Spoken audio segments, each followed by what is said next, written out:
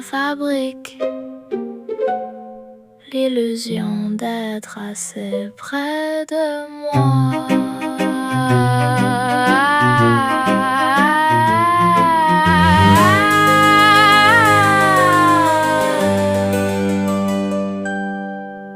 Il tombe sur moi comme tombent les flammes, attiré par le goût du danger sur mes lèvres. Tous veulent rester posséder quelque chose, croire qu'ils tiennent enfin ce qu'ils rêvaient d'avoir.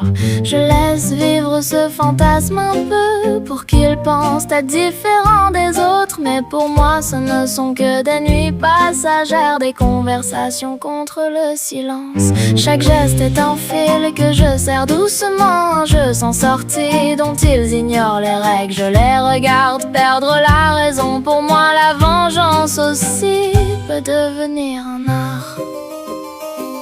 Je les serre fort contre moi, je murmure reste presque tendrement. Je dis merci comme si j'y croyais encore, pendant que mon esprit reste froid comme la pierre. Ces dîners trop beaux, ces gestes appris par cœur.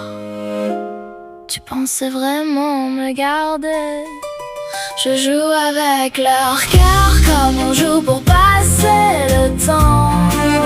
La douleur d'avant a changé de visage. Maintenant je transforme leur nuit blanche en oxygène. Leurs larmes deviennent quelque chose qui me tient debout. Je les regarde se perdre pendant que je souris encore. Mais aucune nuit n'est assez longue pour remplir ce vide immense. L'enfant blessé d'hier est devenu la blessure elle-même. Les fleurs surprises ne m'émouvaient jamais. Les dîners préparés avec soin me laissaient vide. Tu me montrais des choses simples et belles, mais moi je cherchais toujours quelque chose de plus cruel. Je voulais un amour qui détruit, quelque chose de violent, presque une guerre. Quelque chose qui brûle, qui dévore jusqu'à ne plus savoir respirer. Peut-être que c'est pour ça que je comprends enfin ce qui blesse. Étrange, voir quelqu'un pleurer pour moi me faisait sentir vivante. Puis un soir, j'ai pleuré, pas pour toi, pas même par manque. J'ai pleuré pour cette fille d'avant, celle qui voulait juste être aimée. Où est-elle partie?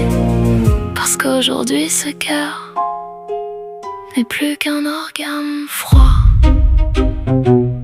Moi aussi, tu sais, j'ai déjà voulu être aimé.